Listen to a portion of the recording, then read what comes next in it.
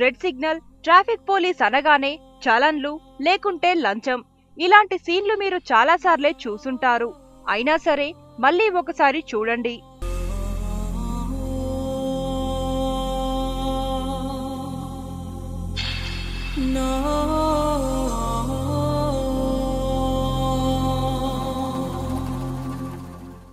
Imlibun bus stand దారిలో చౌరస్తా దగ్గర పోలీసులు కారు ఆపి లంచం తీసుకుంటూ టీజీ టుడే కెమెరా కంట పడ్డాడు.